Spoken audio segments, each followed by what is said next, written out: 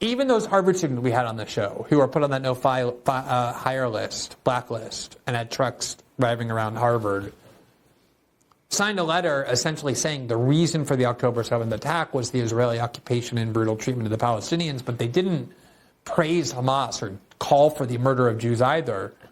Almost nobody who lost their job in these high-profile cases did anything remotely like that.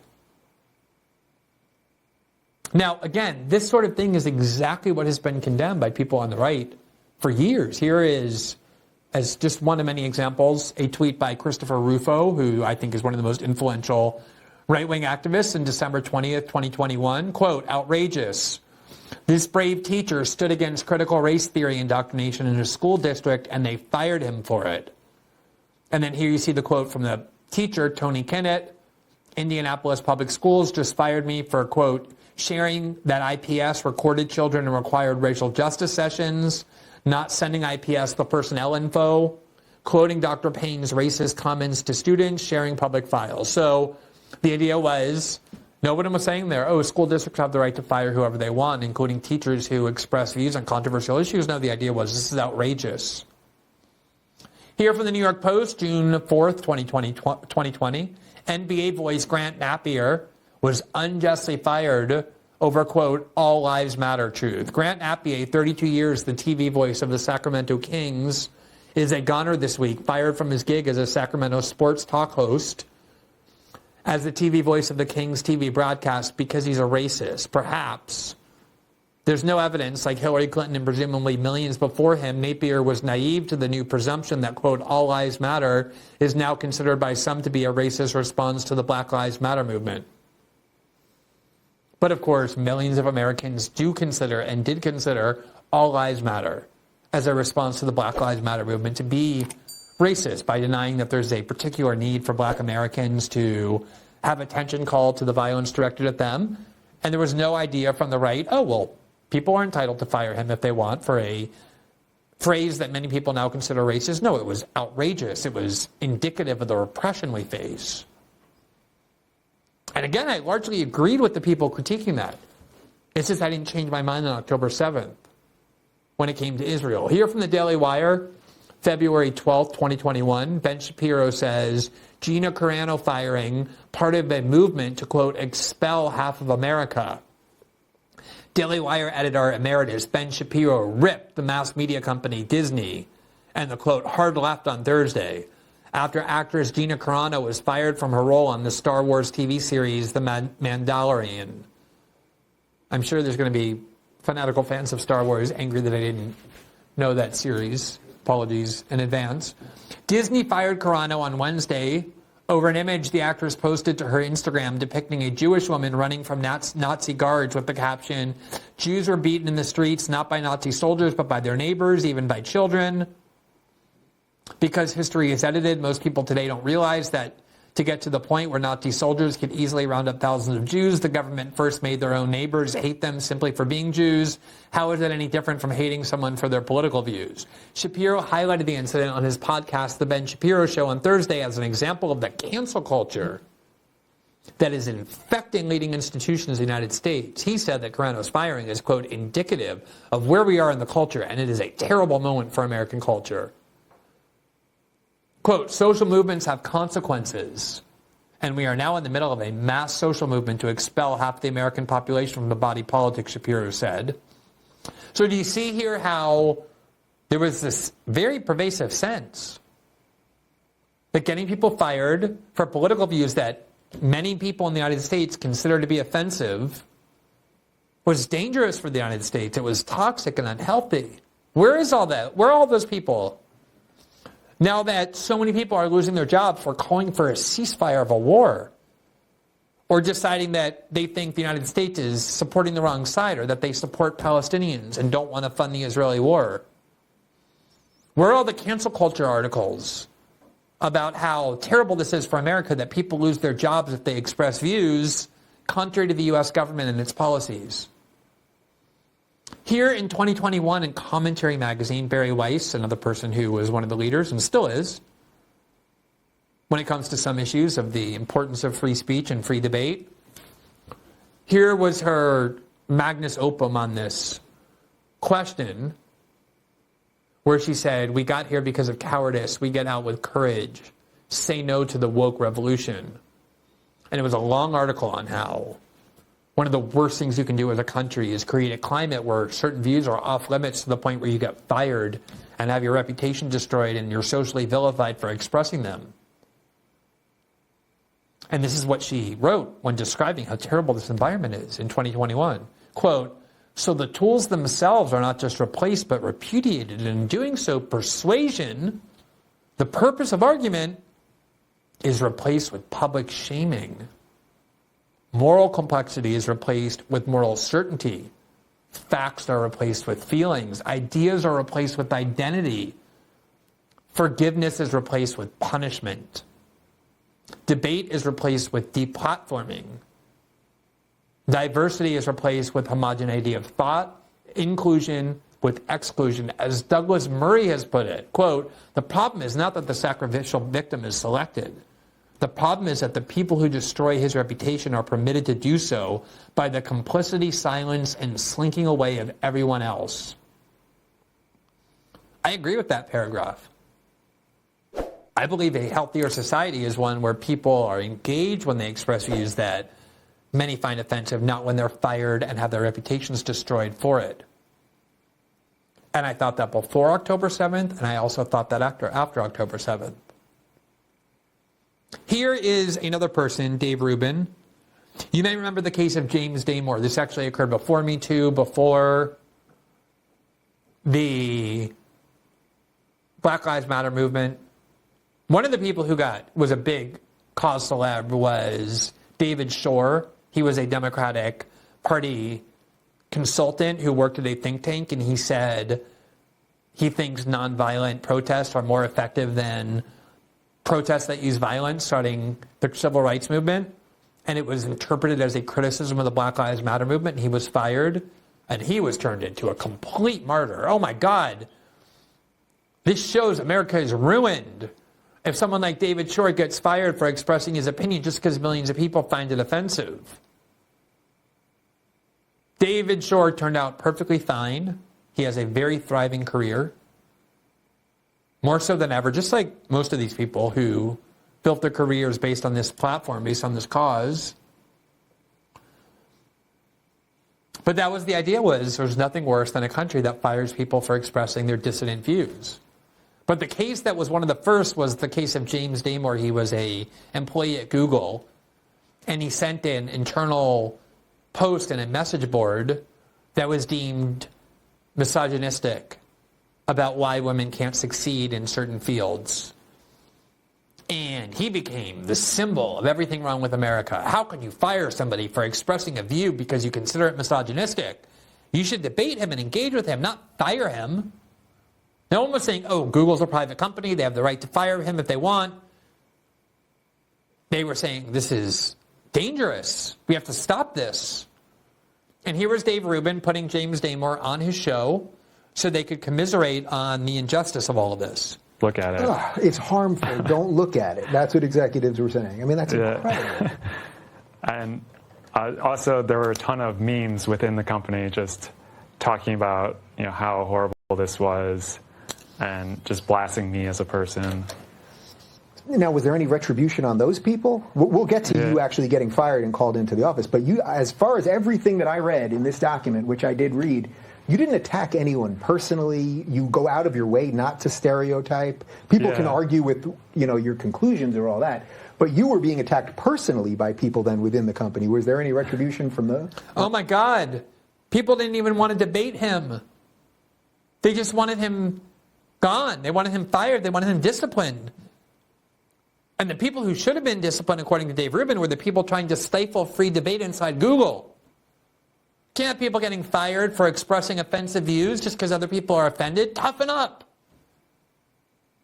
We need free speech and free debate in this country, not people getting fired for their offensive views. And now you have this pile of careers destroyed since October 7th for people who criticize Israel. And one of the things I heard from Dave Rubin, this same exact Dave Rubin, was when France issued a nationwide ban on pro-Palestinian protests. while allowing pro-Israel protests to continue, meaning you're allowed to go out on the street and protest in favor of French policy, which is to support Israel. What you're barred criminally from doing is going out on the street and protesting against the French position by having a pro-Palestinian protest. Dave Rubin said in a tweet, maybe there's hope for the West after all. Somebody who built his career saying the reason why the West is collapsing is because we don't allow free debate. We fire people when they express offensive views. He was very angry about it when it came to people he agreed with or felt an affinity for, like James Damore. But Israel critics who get fired, that's the salvation of the West. Now, I should note we invited Dave Rubin on our show early on to come on and talk about all this. He unfortunately couldn't. He's been on several other shows where the hosts were much more agreeable with his views. Hopefully he will come on. He said once the scheduling issues pass, he would be happy to do it. So far that hasn't happened. He's welcome on the show anytime. I'd love to have him on to explore this, try and reconcile all this. But just to show you how repressive things have gotten, let me show you this. Here is David Jacobs, and he's very angry about the following. About a question on an exam at Toronto Metropolitan University. So, just to be clear, it's not an elementary school, it's not a junior high, it's not a high school for children. It's a university for adults, for adult college students, where you go to learn about the world, to debate issues that are difficult. It's one of the things you go to college to learn how to do. Remember all that? No safetyism at college. College students don't have the right to be shielded from ideas that make them uncomfortable. They have to confront those. That's what learning to be an adult is all about. How many times have you heard that? And yet, look at this. A Jewish student, not a child, an adult, took a picture of this anti-Semitic bile. In today's upside-down world, the student will likely be reprimanded and the professor will get tenure. Here's the thing that is apparently anti-Semitic, bile. The question is, the term pinkwashing refers to. So the point of the question is, you're at college and there's this term pinkwashing that gets used in political debates all the time about Israel. There's been op-eds in the New York Times with the headline pinkwashing in the title. It's a common term that pro-Palestinian activists use. And so the point of this question is to be able to prove that you know the definition of pinkwashing. You don't have to agree with the term. You don't have to agree with the meaning of it. You just have to prove that you know what it means. I think like going to college, one of the things you want to do is learn and prove that you're able to explain other people's views, even if you don't agree with them. Like, go in, summarize the political perspective of this political scientist or this philosopher. You don't get to say, I'm not going to do that because I don't agree with this view that you're asking me to summarize. No, you summarize the view to prove that you understand the argument, and then you're free to disagree with it or agree with it. Just because you're asked to summarize it and prove you understand the argument doesn't mean you have to agree with it or that you're forced to agree with it. So the question is, what does pinkwashing refer to? And you see there the highlighted answer, which is the correct definition of this term as people use it. Quote, the state of Israel uses gay rights as a distraction from Palestinian human rights questions. And that's exactly what pinkwashing means. If you say, and trust me, this happens to me every day, hey, look, the Israelis are killing a historically high amount of civilians in this bombing campaign, people will come and say, what about the fact that they have gay bars in Tel Aviv but not in Gaza? The ultimate non sequitur. Oh, I know you're angry that we're killing all these people and we're illegally occupying their land, but we're better on LGBT issues than they are. That's called pinkwashing. You don't have to agree that Israel does that. You don't have to agree with the critique. You just have to be able to summarize the argument. That's what college is for. That is what has these people worked up.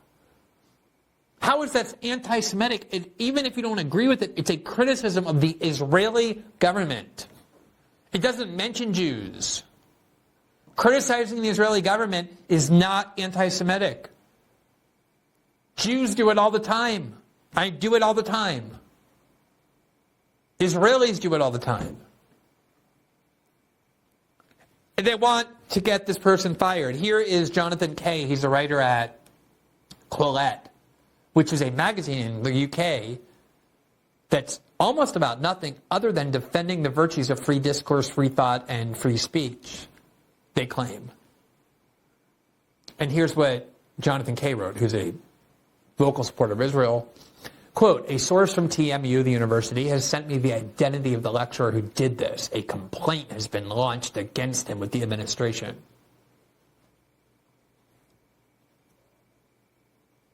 I mean, that is the ultimate tattletale behavior. This is a PhD student teaching a course. He wanted to make sure his students understood the term pinkwashing in the context of this new war, this Israel-Gaza war, where that term is used a lot. You don't have to agree with the term. You just have to show you understand what it means. And they're trying to get the guy fired on the grounds that it's somehow anti-Semitic to ask adult college students to summarize what is meant by the term pinkwashing. Not just to object to the question, but to want the person fired. These people, whatever they are, have nothing to do with free speech as I've ever understood that concept. Now, there have been people, I should note, not many, but it has spilled over into the pro-Israel side as well. Here from the LA Times, a Jewish professor at USC confronted pro-Palestinian students. He's now barred from campus. I saw the video. There was a group of students, Palestinian students. This professor is Jewish. He's a vocal supporter of Israel. And he went over to them and was offended by their protest. And here's what happened. Quote, the economics professor's interaction with students that day ended with the 72-year-old Strauss, who was Jewish, declaring, quote, Hamas are murderers. That's all they are. Everyone should be killed, and I hope they are all killed. That's a perfectly legal, free speech sentiment to express on a college campus. No violence involved, no threats. Within hours, Strauss's comments were posted online, shared and reshared on X, Instagram, Facebook, and TikTok. Within a day, an associate dean told Strauss that he was on paid administrative leave, barred from campus, and that he would no longer teach his undergraduates this semester. Within the week, a petition demanding that USC fire Strauss for his, quote, racist, xenophobic behavior and comments that, quote, promote and incite violence had collected more than 6,500 signatures. I have no problem vehemently condemning the notion that he should be punished for that. Especially at a college campus, an academic setting, that is the part of society we set aside where we say, this is the part of society where you're supposed to question everything. That's why professors have tenure. They can't be fired. They have academic freedom. It's the place in society where we specifically want every taboo to be questioned, every claim to be debated or debatable. So no, I don't think this professor at USC should be fired or punished for having said, I think all Hamas terrorists are evil and they all should be murdered and I hope they all are killed. But I have credibility to object to that because I object to that in every case, not just where it's my views being attacked or targeted. And if you aren't willing to stand up and object to this spate of firing since October 7th by Israel critics in the United States, if you believe the free speech rights of Americans should be eroded to protect this foreign country, Benjamin Netanyahu told Elon Musk in September, we need a balancing of free speech and the protection against hate speech, not in Israel, but in the United States. There are people who want to erode free speech in the West, in the United States, in defense of this foreign country. I'm not one of them. I want to preserve free speech. I don't want people to be fired for criticizing Israel. I don't want people being fired for telling pro-Palestinian protesters they think all Hamas terrorists should be killed. These are all adults. We are a much healthier society when we can freely debate and express our views without fear of being fired. That's what Dave Rubin built his career on. That's what Bari Weiss built her career on. That's what Ben Shapiro built his career on. That's what so many rich political pundits and journalists claimed they believed in until October 7th happened and everything changed. And now there's all of these people who got fired, not because they said, I want Israel off the map or I want all Jews murdered, as they all claim. And even if they were saying that, that would obviously be protected free speech, no question about it, but that isn't what they said. They said things like, I want a ceasefire, I believe Israel is the wrongful party here, I don't believe the United States should give weapons to and finance Israel's wars. And if you're not willing to stand up and defend the rights of people to think that and to say that without having their careers destroyed or their reputations vilified, please, please just don't ever pretend again for the rest of your life that you believe in free thought, free discourse, that you oppose cancel culture, or anything else like that, because you have zero credibility to make that claim. The idea that presidents have no limitation on their power is one that came not from Donald Trump, but from the Bush-Cheney administration. They exploited 9/11 in order to usher in these radical theories of executive power under Article 2, which I know about because they're the reason I started writing about politics. I was practicing constitutional law at the time and felt that there was not nearly enough attention in media paid to these dangerous and radical theories that were consuming civil liberties in the United States and checks and balances. And I began writing about those. And that's one of the reasons why it sickens me so much to watch the very people, not just who cheerled it from the sidelines, but who implemented it while in power, now posture and feign as though they're offended by the very theories that they themselves played such a key role in ushering into our political life. Now, that is the context for what has just happened, where on Thursday, the Biden administration decided that it was going to bomb 16 different sites in Yemen.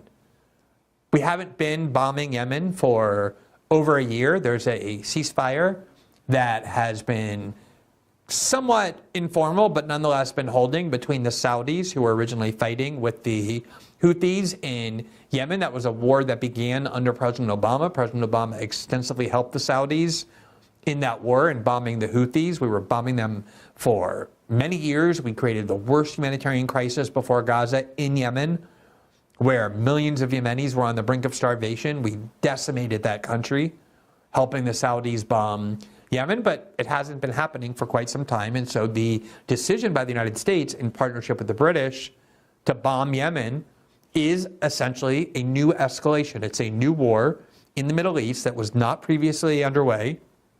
And it obviously emanates from the original conflict that the United States involved itself in, which is the war between Israel and Gaza. Here is how the New York Times yesterday decided to describe what happened in its headline. Quote, "The regional war no one wanted is here. How wide will it get?" Now, of course, the Biden administration has been saying we don't want a regional war. The Israelis have clearly wanted one. They've been attempting to escalate the war with Hezbollah, and Hezbollah has been playing its role, but clearly been restrained thus far. The Israelis clearly want to use the opportunity of what they're doing in Gaza to also go to war with their enemy in Hezbollah. Early on in the conflict, back in October, mid-October, the Biden administration deployed to that region 2 gigantic aircraft carriers and a whole bunch of other new military assets that they specifically said were there to, in the first place, try and deter other attacks on Israel, but in the event that that was unsuccessful, to then protect Israel with our military hardware there, with our combat troops. This is a deliberate decision to involve the United States in the very high likelihood of a new war, not just the one in Gaza, but any escalation. And there was no attempt to go to Congress and request from Congress any kind of authorization. Over the last month, the United States has been threatening the Houthis that if they continue their attacks on ships in retaliation for the destruction of Gaza, then the United States will begin bombing Yemen. So this isn't an emergency. This wasn't something that was a shock. There wasn't an attack on the American military that Biden had to respond to in an emergency way without time to go to Congress. This is something that the Constitution is specifically contemplating Congress needs to approve. If the United States, the Biden administration, the presidency wants to involve our country in the very high likelihood of a new war or an escalation of a current war, Congress needs to assent to it because that's the way the American people assent to being involved in a new war. And yet, that did not happen here. Here's what the New York Times said. With the U.S.-led attacks in Yemen, there is no longer a question of whether the Israel-Hamas war will escalate into a wider conflict. The question is whether it can be contained. That is exactly right, that part. We have been talking from the beginning of this war about all the different reasons why, as an American, you ought to be concerned about the full-scale support given by the United States government to Israel.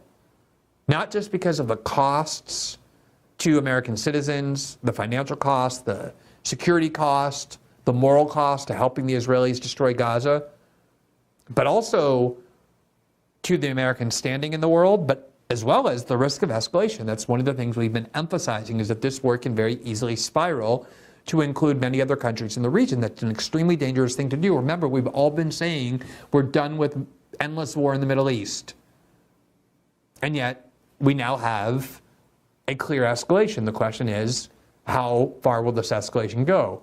Quote, from the outbreak of the Israeli-Hamas war nearly 100 days ago, President Biden and his aides have struggled to keep the war contained, fearful that a regional escalation could quickly draw in American forces. Now, with the American-led strike on 16 sites in Yemen on Thursday, there is no longer a question of whether there will be a regional conflict. It has already begun.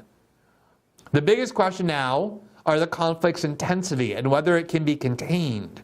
This is exactly the outcome no one wanted, presumably including Iran. Quote, this is already a regional war, no longer limited to Gaza, but already spread to Lebanon, Iraq, Syria, and Yemen, said Hugh Levitt, a Middle East expert for the European Council on Foreign Relations. And I think that's a crucial thing to note as well, as we've been covering this for almost 2 weeks now, that before this bombing on Yemen, there was a bombing near Baghdad that infuriated the Iraqi government and blamed the United States for.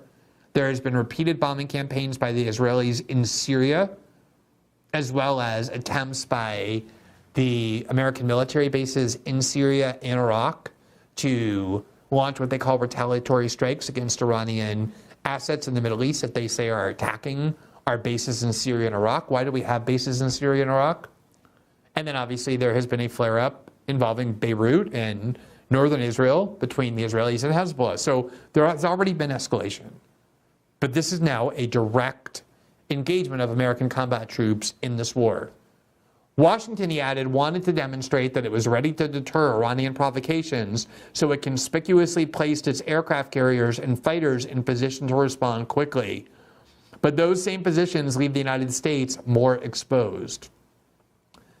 The Houthis have been fighting a war now for many years. They are very battle-tested.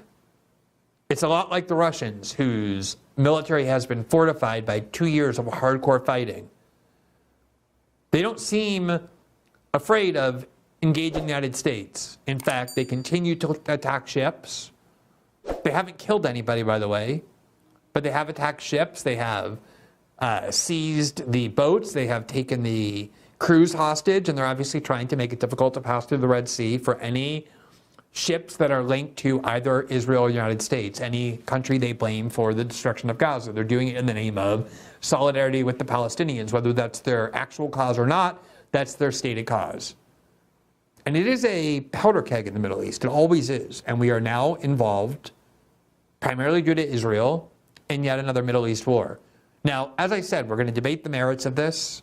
Republicans are overwhelmingly, yet again, cheering President Biden, just like they cheered his policy in Ukraine to involve the U.S. in a proxy war there, just like they cheered his policy of supporting Israel, just like they cheered his antagonisms toward Beijing. Republicans are largely on the merits, cheering President Biden yet again.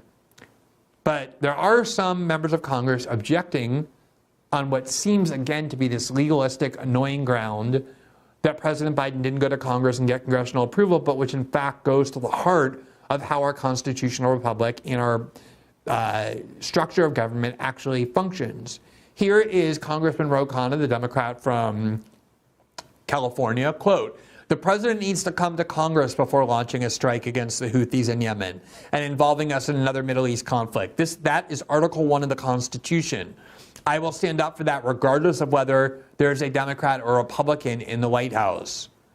Senator Mike Lee, the Republican of Utah, said, quote, I totally agree with Ro Khanna, the Constitution matters regardless of party affiliation.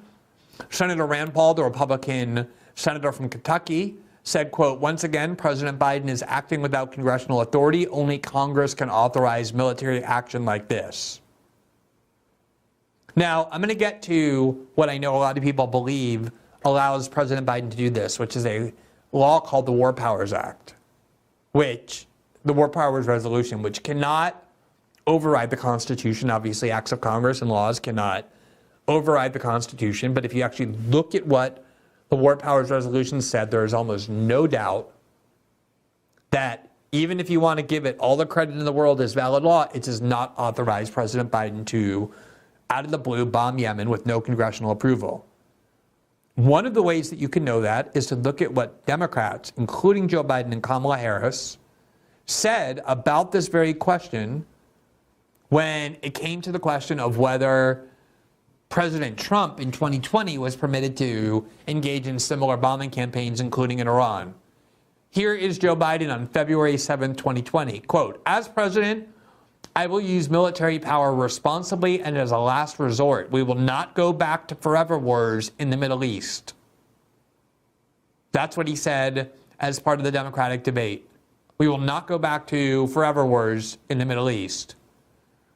Here's what he said when it came to the question of whether Trump could bomb Iran in January. Quote, let's be clear, Donald Trump does not have the authority to take us into war with Iran without congressional approval. A president should never take the nation to war without the informed consent of the American people. Here's Kamala Harris in February of 2020, quote, for too long, Congress has abdicated its responsibility to authorize the use of military force. We can't afford to let that continue and allow Trump to further escalate tensions with Iran. I voted earlier today to restrain Trump's authority on military conflict with Iran. So when Democrats were seeking power, Biden and Kamala Harris, they were essentially saying that the War Powers Resolution does not permit the kind of bombing that they just ended up doing without congressional approval. One of the most principled members of Congress when it came to constitutional authority was the former Republican Congressman Justin Amash, who served as a Republican from Michigan for a decade in Congress. And here's what he wrote earlier today. Quote, one of the most frequently misrepresented federal statutes, often falsely used to justify unconstitutional presidential war powers, is the War Powers Resolution or Act. If only more people would read it. Contrary to what you may have heard about the War Powers Resolution, it does not allow the president to take military action for any reason for 60 to 90 days without congressional approval, so long as the president notifies Congress within 48 hours. That is the claim that you constantly hear, that the War Powers Resolution allows the president rather, to just a 60 to 90 day free shot of using the military however he wants. Remember, it was Article 1 of the Constitution, which defines the power of the legislative branch of the Congress, that says only Congress has the power to declare war.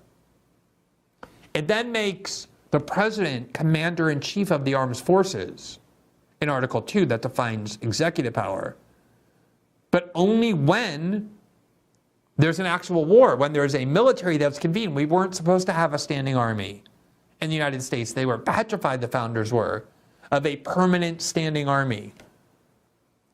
And I'm about to show you that this is one of the things the founders most eagerly wanted to avoid.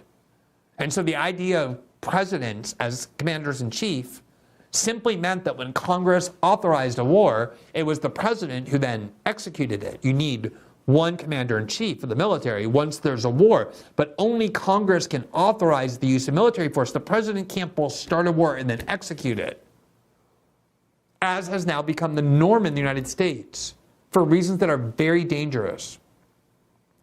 Amash goes on, the War Powers Resolution states clearly, quote, the constitutional powers of the president as commander-in-chief to introduce United States armed forces into hostilities or into situations where imminent involvement in hostilities is clearly indicated by the circumstances are exercised pursuant to 1, a declaration of war, 2, specific statutory authorization, or 3, a national emergency created by attack upon the United States, its territories or possessions, or its armed forces.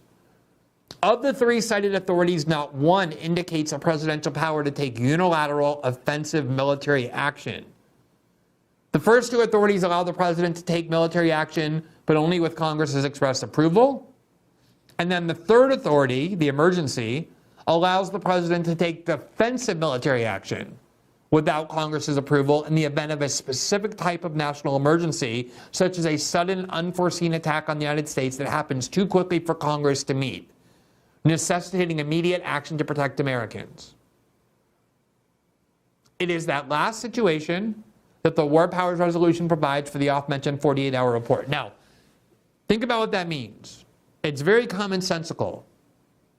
If a foreign military attacks the United States homeland or just suddenly starts attacking military bases or ships overseas, the president can't just allow those attacks to continue because he doesn't have time to convene Congress. Imagine if Congress were on vacation, if Congress couldn't be convened. Of course, the president in an emergency situation for a limited amount of time has to be able to order the armed forces to defend the United States until Congress can convene. But that is only supposed to be in an emergency situation where there's no time to convene Congress. That is not what happened here.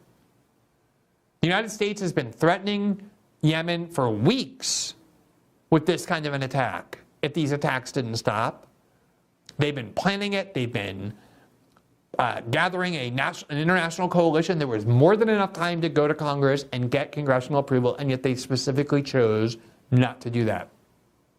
It is illegal and unconstitutional.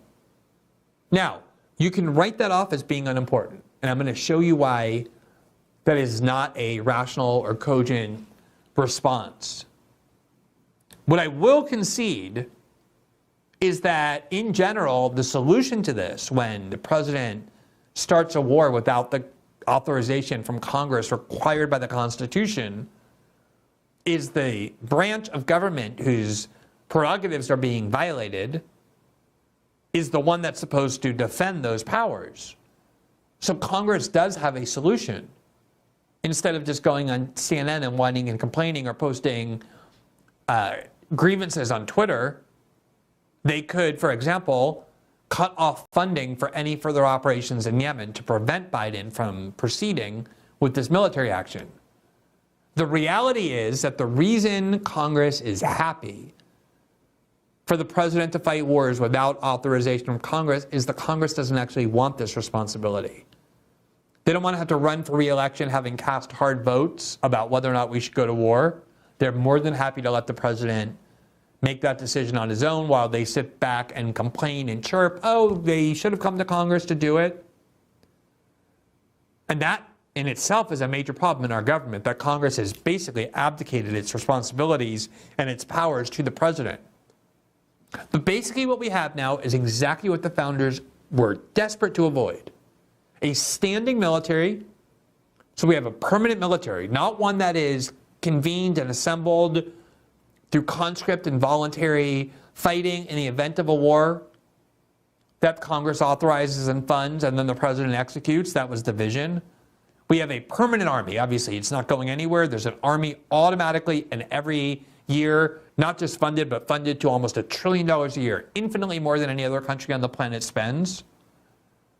And then not only do we have this permanent military under the president's command, but then he gets to decide which wars are fought and how those wars are fought, almost with no input or checks from any other branch. The exact kind of concentration of power in the executive branch that began in earnest after the War on Terror and has really now become the normal way of doing business in Washington because Congress doesn't want this responsibility. Now, I want to show you a few of the reasons why this matters so much and why the design of our country depended upon avoiding exactly this situation. So here back in 2005, on the blog that I started called Unclaimed Territory, to write about these issues, I started it in late October of 2005. This article was December 17, 2005, so less than 2 months after I first began writing about politics. The title was Bush's Unchecked Executive Power versus the Founding Principles of the U.S. And the article was designed essentially to say that the unlimited presidential powers that Bush and Cheney were claiming in the name of the war on terror was a core violation of everything the founders warned about. Quote, underlying all of the excesses and abuses of executive power claimed by the Bush administration is a theory of absolute unchecked power vested in the presidency, which literally could not be more at odds with the central founding principles of this country. Quote, the notion that one of the three branches of our government can claim power unchecked by the other two branches is precisely what the founders sought first and foremost to preclude. And the fear that a U.S. president would attempt to seize power unchecked by the law or by the other branches, i.e. that the executive would seize the powers of the British king, was the driving force behind the clear and numerous constitutional limitations placed on executive power. It is these very limitations which the Bush administration is claiming that it has the power to disregard because the need for enhanced national security in time of war vests the president with unchecked power. But that theory of the executive unconstrained by law is completely repulsive to the founding principles of the country, as well as to the promises made by the founders in order to extract consent from a monarchy-fearing public to the creation of executive power vested in a single individual. The notion of that, all of that can be just whimsically tossed aside whenever the nation experiences external threats, is as contrary to the country's founding principles as it is dangerous. Madison, James Madison, emphasized in Federalist 51 that liberty could be preserved only if the laws enacted by the people through the Congress were supreme and universally binding, quote, but it is not possible to give each department an equal power of self-defense. In Republican government, the legislative authority necessarily predominates. An extremely potent demonstration that the Bush administration's claim to unchecked executive power is fundamentally inconsistent with the most basic constitutional safeguards comes from one of the unlikeliest corners, Antonin Scalia's dissent in Hamdi versus Rumsfeld in 2004. Now, this was the dissent in this case, but he wasn't dissenting on the grounds of these principles, which he laid out. I want you really to listen because this is Antonin Scalia, a defender of broad, robust executive power, talking about how crucial it is that we avoid a situation where the president commands a standing army and then can exercise the powers of the military without congressional approval. This is what Scalia wrote, quote, and he wrote it in 2004. The proposition that the executive lacks indefinite wartime detention authority over citizens is consistent with the founders' general mistrust of military power permanently at the executive's disposal. In the founders' view, quote, the blessings of liberty were threatened by, quote, those military establishments which must gradually poison its very fountain. Quoting the Federalist number 45 written by James Madison. Then Scalia said this, quote, no fewer than 10 issues of the Federalist were devoted in whole or part to allaying fears of oppression from the proposed Constitution's authorization of standing armies in peacetime. Many safeguards in the Constitution reflect these concerns. Congress's authority, quote, to raise and support armies was hedged with the proviso that, quote, no appropriation of money to that use shall be for a longer term than 2 years. Except for the actual command of military forces, all authorization for their maintenance and all explicit authorization for their use is placed in the control of Congress under Article 1, rather than the president under Article 2.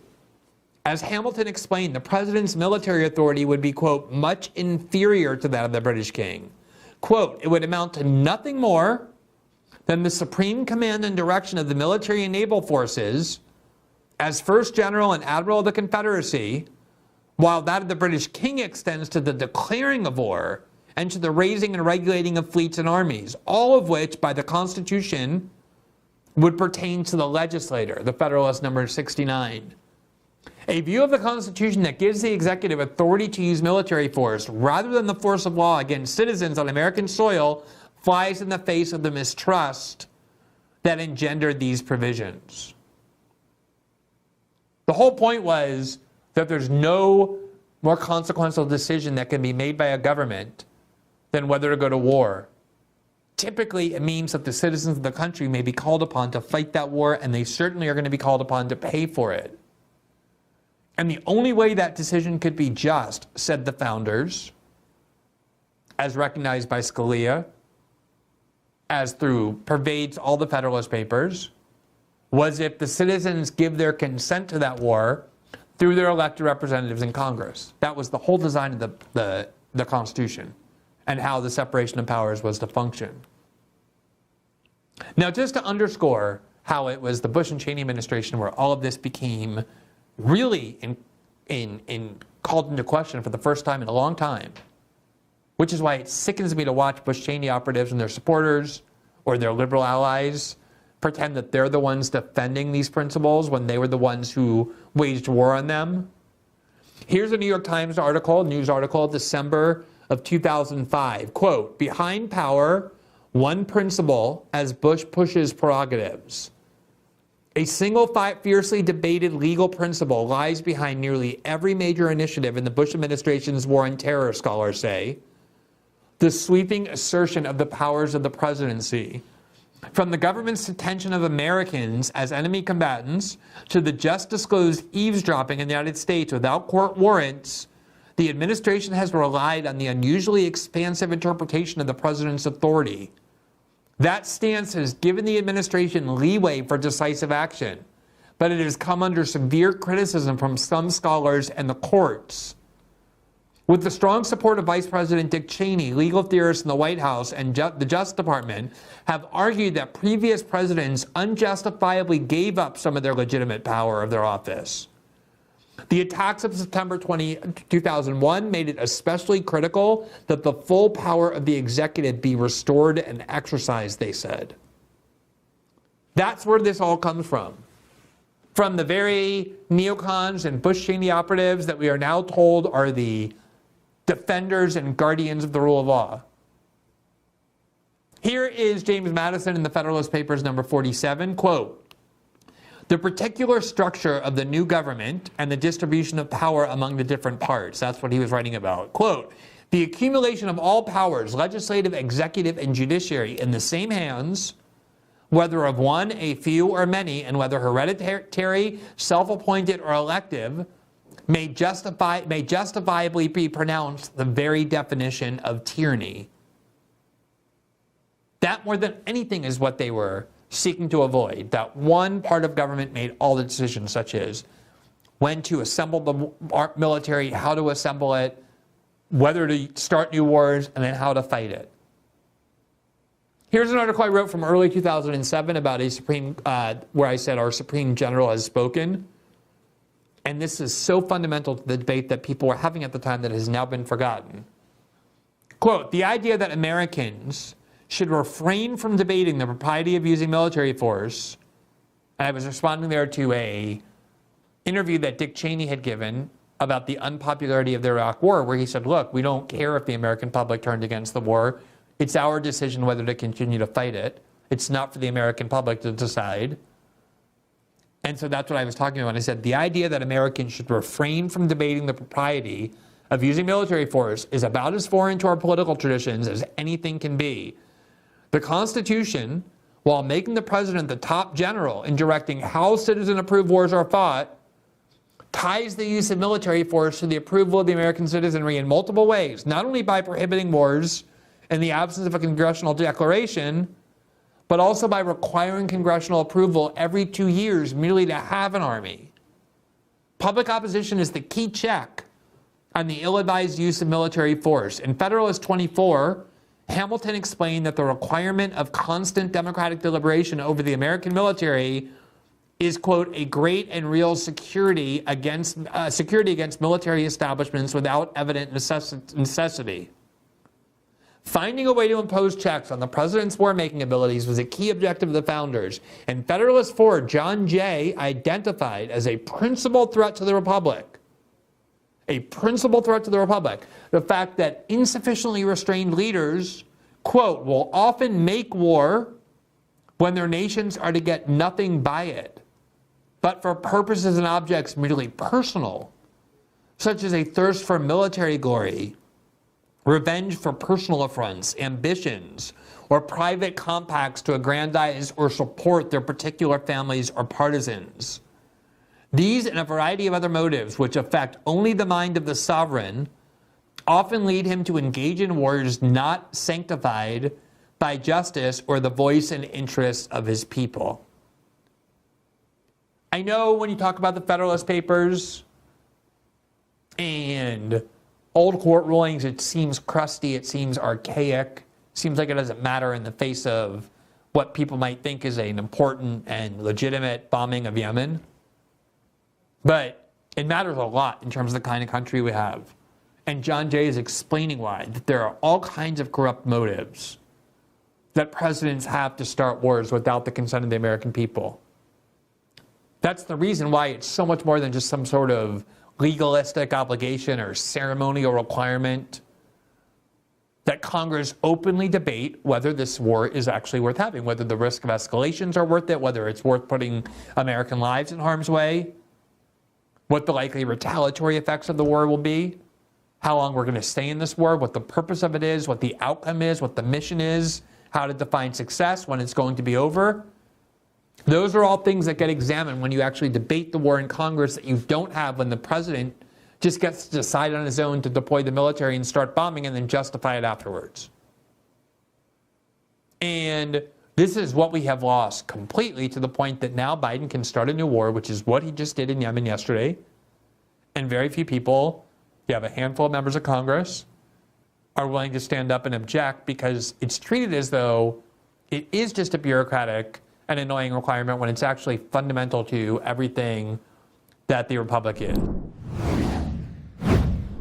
Bill Sher, he's the politics editor at the Washington Monthly. And we're going to go to him now. Hello, Bill. How are you? I don't have Bill's audio at the moment. Hopefully we can get that fixed. Can you hear me now? Yes, I can hear you now. Perfect. Excellent. So, Bill, I think it's fair to say that you have been a long-time pro-democratic writer, pundit, whatever you want to put it exactly. I don't want to be cheapen your contributions to our discourse, but that seems about right to me, having followed you for a while. And there's something sticking in my craw. I mean, we're only a little over a week removed from Joe Biden withdrawing from the race, and I think you would have to acknowledge unprecedented fashion. There really is no historical precedent for a major party nominee withdrawing that late in the cycle, having accumulated 99% of pledged delegates, having a glide path to the nomination, and just being replaced willy-nilly, it seems, by somebody who had to compete for 0 votes, had won 0 delegates, and at least in state and territory popular vote contests, either in 2024 or in 2020, where she also happened to have run.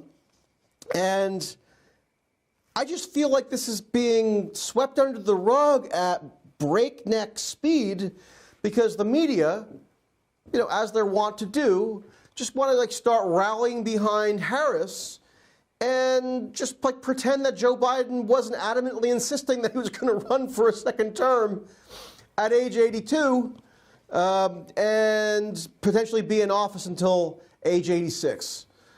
So I don't know. What am I missing here? Why is this? Why does it not sit well with me that we've all seemed, or the media has largely seemed to want to just have collectively moved on from this pretty staggering turn of events? And I guess to crystallize it in the form of a question, would you concede that Kamala Harris is unique, in at least modern American history, in the lack of small d democratic legitimacy that she has acquired, given her having had to obtain almost 0 votes or delegates through popular vote in order to become the presumptive nominee of a major party? No, I wouldn't accept that premise. I agree this is unprecedented at the presidential level. We have other cases down ballot where people stepped aside for scandalous reasons or for health reasons, and parties had to make late switches. This is just happening on a grander stage. And if there was any inkling that rank and file Democrats were upset about this, well, there would be a place to fix that. It's at the convention where the delegates are going to be. There's still the delegates have to do the nominating, and the delegates were elected through the primary process. And if things were, if there was genuine upset with most Democrats, they wouldn't play ball. But I think every poll shows there is just straight up euphoria, just a huge amount of consensus around this. And so that's why you're not going to see a lot of complaint. This is somehow anti-small d Democratic. Okay, so let's just narrow it to the presidential level. You're right, there are previous instances where for Senate races or House races or state and local races, there is a switch made at the last minute. But the presidential race is on a much grander scale. I think, as we can all acknowledge, it's much more at the forefront of our collective mythology and consciousness. And just in the modern era, Kamala Harris has drastically less Democratic legitimacy in terms of the metric that we always go by, which is receiving popular votes and delegates through public nominating contests, caucuses, primaries. Kamala Harris stands alone in the annals of major party nominees in having received remarkably few votes or delegates, at least through public nominating contests. Is that not correct? I mean, why can't that just be acknowledged? I mean, keep in mind, modern presidential primaries start in 72, so we right. have a whole so let's leave it there. But even if you go back to 68, even if you go back to 68, well, not entirely, but there were beauty contest primaries. There's a smattering of primaries, but right. still generally but even in 68, delegates on I've the gone floor. on historical diatribes on this show. People probably tune me out, but even in 1968, Hubert Humphrey had to go around and advocate for. He did not do a lot of primaries. Well, he didn't do a lot, but he did some. He did more than Harris has done. Like, he had to go. I pulled up archives of, like, for the Vermont Democratic State Convention in 1968, where he had to go and send surrogates to campaign for his preferred slate of delegates, and then they won in Vermont. That's just one example. It's a minor point in the grand scheme. But he had to do more than Harris did. But even if you want to just let's just put it at the 70s. Okay, yeah, the advent of the modern primary era came in the 70s. So let's just use that as a cutoff. Yeah. Would you acknowledge that Harris has the least Democratic legitimacy, small d, of the modern primary era of either party major nominees? I would not put it in terms of legitimacy. So there were delegates elected through the primary process. The delegates hold the power. If some other candidate wanted to raise their hand and say, I'm going to run against Harris, they're allowed to do so. They didn't. And we're calling her the presumptive nominee now because journalists called all the delegates to say, do you support Harris? And a majority said yes. And so that's why the media said she's a presumptive nominee, which is what they always do, just typically it's through in the middle of these electoral contests. There are ways to stop Harris if Democrats wanted her to be stopped. They don't. And that's why this is going to be a legitimate process, even though it's not going through the traditional primary process as we know it since 1972. But there's no way for voters to signal their preference for another candidate. The primaries were over when the Democrats decided to pull this switcheroo. Yes, you're right. The primary voters and caucus goers elected delegates who were pledged to Joe Biden, not to Kamala Harris.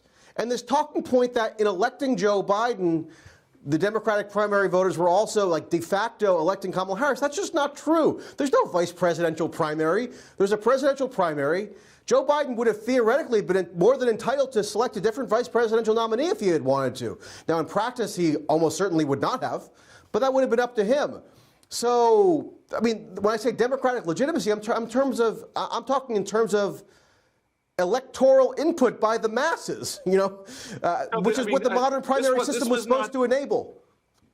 Right. This was not, I'm not arguing that voters, when they cast their ballots in the primaries, did so knowing, I know if Biden drops out in July, it's going to be Harris. That wasn't top of mind when the votes occurred at the time. What I'm saying is, delegates are elected through those processes. The process literally sends delegates to the convention. The party rules allow those delegates to make different choices on the convention floor. And those delegates have chosen to back Harris. And because, even though there's no voting process that's created post-primary, politicians can read the room. We do have polls. We do have anecdotal data. If there was a market for an alternative candidate, a politician would step into that vacuum and try to serve that market. But every bit of data that we have is that that market doesn't exist. So you're not finding Democrats saying, I'm mad about this. This is illegitimate. Everyone's like, let us go. Let us get this done. I just don't think there's going to be a way for anyone to drive a wedge through the Democratic base to say you should be mad about this, because the Democrats are not mad about this. Okay, so let's go to this July 8th letter. You probably recall this, that Joe Biden issued to congressional Democrats. It was the same day that he turned in his defiant phone-in call to Morning Joe. He also sent a letter to congressional Democrats adamantly insisting that he was going to stay in the race come hell or high water. And he said the following: "This was a process open to anyone who wanted to run. Only 3 people chose to challenge me. One fared so badly that he left the primaries to run as independent." It's obviously a thinly veiled reference to RFK Jr. Another attacked me for being too old and was soundly defeated. Another veiled reference to Dean Phillips. "The voters of the Democratic Party have voted," Biden says. "They have chosen me to be the nominee of the party." Then he asks, do we now just say this process didn't matter? That the voters don't have a say? "I decline to do that," Biden says. "I feel a deep obligation to the faith and the trust of the voters of the Democratic Party that they've placed in me to run this year. It was their decision to make, not the press, not the pundits, not the big donors, not any selected group of individuals, no matter how well-intentioned. The voters and the voters alone decide the nominee of the Democratic Party." And here's the kicker, Bill, and I want your answer to this one here.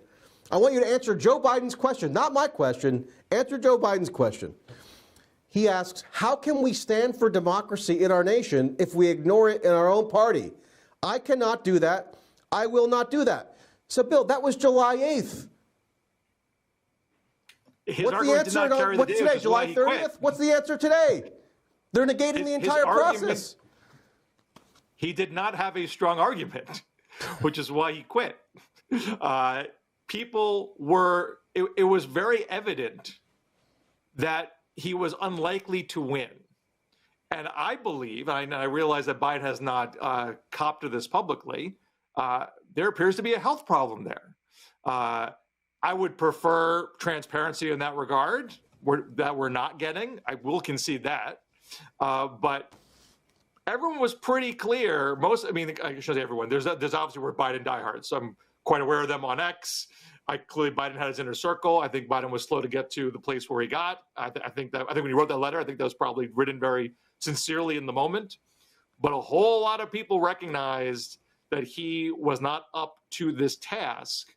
And then what reporting we have, it appears that once the internal polling was shown to Biden by people close to him, he had to accept that. And so once he decides he is no longer running anymore, all those July 8th arguments are completely moot and obsolete. He is literally just not the nominee anymore. He's not a candidate for the office anymore, and that frees up the delegates who were elected to choose who they want to choose. And the majority of them, and would appear to be unanimously, want Kamala Harris. Right, but the argument here is that not just that the polls are showing me potentially losing to Trump. The argument here was that if the donors and the press and all the know-it-alls try to coerce me out of the race, what they'll be doing is invalidating the democratic will of the Democratic Party's voters, and that'll undermine we Democrats in our ability to make the case against Trump and the Republicans that we, quote, stand for democracy, because it'll show that we're, quote, ignoring it in our own party. So I don't understand how that same argument couldn't be made today, because the exact thing that Biden was warning about has come to pass. Whatever his poll results showed, the Democratic Party, apparently in its upper echelons, decided that it would be in their best interest to negate the results of the primaries. So I don't see what is flawed about Biden's argument here, in the sense that by negating those primary results, you're showing that the Democratic Party clearly doesn't have that same commitment to democracy that it likes to pontificate about. Am I missing something?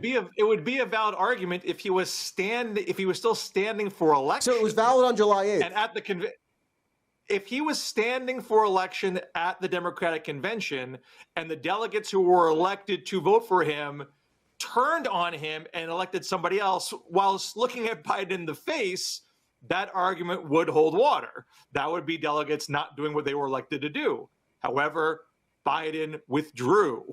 That changes everything about that argument. And if Trump or anybody else wants to prosecute this case to say Kamala Harris is an illegitimate candidate because she did not go through a traditional primary process, every bit of poll data that we have suggests that that argument is going to fall extremely flat. Almost every American, regardless of party, wanted Biden to not be in this race. And as on the Democratic side is concerned, there is a massive amount of excitement that they have another alternative instead of Joe Biden right now. And I say this as someone who was a very big Joe Biden defender pretty much up until the debate. So I'm not someone who's had a real animus towards Joe Biden. I'm just telling you what everything we're seeing in the past week shows just practically a euphoric sense of excitement for what is happening here. And so I think being a kind of a sourpuss about the process just isn't going to get anyone very far. Well, I guess I'm inclined to be a sourpuss about many things, and maybe including the Democratic primary process of 2024, which I actually covered, in fair depth. I went to New Hampshire, I went to Iowa, I went to, lots of places. I was talking to people about the process. In New Hampshire, you might recall, Biden actually wasn't technically on the ballot, and they had a write-in Biden campaign because what the DNC under Biden's effective control wanted to do was rejigger the primary process in 2024 to put a premium on South Carolina or put it first chronologically because that was where Biden's more natural support base was. And basically what they did that was incredible was they tried to more or less disenfranchise New Hampshire despite its vaunted first in the nation primary status by saying, look, the DNC sent a threat letter to the New Hampshire Democratic Party saying you have to instruct candidates in this primary race that the outcome is going to be meaningless. They use that exact word, meaningless. And so, I don't know, I guess I just remember this stuff and to just say it's all flushed down the memory hole with such abandon, I don't know, it just rubs me the wrong way. You're probably right that this euphoria that's overtaken lots of Democratic elites and people in the media and whatever probably is superior in their minds to like having any cognizance of the bizarre process that got us to this point. But I can't shake my curiosity about it. And, maybe it's because oftentimes I feel like I'm in the weeds of a lot of these procedural issues. So I'm unusually interested. But I don't know. Do you sympathize with me at all on that score? Well, let me say three things. I'll try to say them quickly. Number one, I think the euphoria we're talking about is not strictly elites. I think, again, polls suggest this is broad-based. I think the average American didn't think Joe Biden should be in the race. Average Democrat, very excited about Kamala Harris. It's not just Nancy Pelosi. It's not just donors. So that's number one. Number two, I think the New Hampshire play by Biden was stupid. I think the obsession with putting South Carolina first was stupid. I've written about this in the past. South Carolina had all the influence that you could possibly want batting cleanup. Cleanup is a great place to be. It's better than being first. It was this superficial notion that we shouldn't have a small white state go first. We should have a probably African-American state go first. Ignored the fact that the African-Americans in the Democratic Party were picking the nominee out of South Carolina every single time as it was. So the whole thing was dumb. But the third thing I would say is Donald Trump, when he was the incumbent, very much jerry-rigged the 2020 primary process to make that a non-contest as well. It's hardly unusual for an incumbent president to have his thumb on the scale of the party machinery and make that a very smooth process. So I understand it being off-putting, but hardly unprecedented and hardly unique to Democrats. So, Bill, as a fellow white dude, I'm curious for your thoughts on the Democratic Party's seeming embrace of white identity politics. We saw this big Zoom call, white dudes for Harris last night. Lots of big celebrities on the call. lots of white dude Democrats in Congress and so forth. You had, who was the guy, Samwise from the Lord of the Rings movies. You had Mark Hamill, who recited his, Luke Skywalker taglines, and on and on and on. And it seems like the Democratic Party is now going out, and this got a ton of coverage. So did the white women for Kamala session. So I've declared this particular edition of our show a white dudes only show, inspired by the Democratic Party's seeming recent turn toward white identity politics. Are you gratified by this? Do you welcome being so personally catered to by the Democrats as a cohesive, racialized interest group? Well, first, everybody does identity politics, and they've been doing it since the beginning of politics. We just saw Donald Trump go to Turning Point's conference begging Christians to vote for him. That's identity politics. We've seen people stand behind Donald Trump with a Blacks for Trump sign. That's identity politics. So nothing new here, nothing surprising, nothing shocking. I think this is a little bit different, this white dudes thing.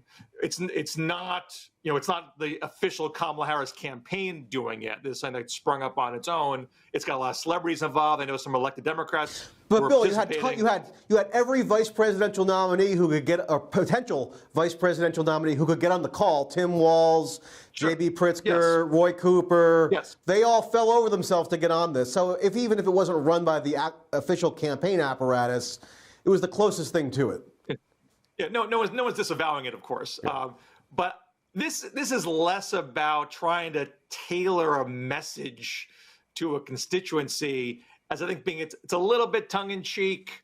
It's a little bit trying just to send a message to average white person. You don't need to be afraid, annoyed, put off by not having someone who has your demographic at the top of the ticket. And I heard you talking about Obama with Mr. Ziegler before. I mean, Obama was a master at navigating those racial waters and trying to not seem scary to white voters, and did it, as good as anyone could possibly do it in 2008. This is sort of a different, version of that, but it's in the same vein. It's just a way to say, look, this is not a candidate who's going to cater to a narrow slice of America. We're trying to do things to show she's going to appeal to a broad swath of America.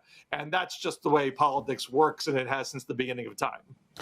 Okay, so final topic, Bill, you've written for the Washington Monthly. You called on Biden to withdraw on July 5th, but you also called him to resign the presidency. You called for him to resign the presidency, and you followed this up by doing a long historical disquisition on Woodrow Wilson, which I found interesting. People should read that article if they want to get some historical context on that. Woodrow Wilson obviously was incapacitated effectively by a stroke as he was negotiating the potential entry of the United States into the League of Nations, which never happened. In part, it's suspected because Wilson became erratic and even lost some of his political acumen, and therefore the Senate essentially rebelled against him, and he could not get the treaty ratified that would have been required to admit the U.S. into the League of Nations. And you likened Biden's predicament to this. Obviously, you can't make a perfect parallel for virtually any historical scenario, but you've been saying that Biden shouldn't just withdraw from the race. He needs to resign the presidency and make Harris the president. And now, if we're taking Biden at his word, he's saying he's going to serve the next 6 months of his presidency. He's not going to resign. He's not going to heed your advice. So, number one, isn't that a huge political liability for whoever the Democratic nominee is? Obviously, it seems like it's almost certainly going to be Harris, but even if it were somebody else, I don't know, Gavin Newsom, Gretchen Whitmer, anybody, they would have to be answering for the fact that the current Democratic incumbent president is somebody who had to withdraw from the race on the grounds of diminished mental acuity.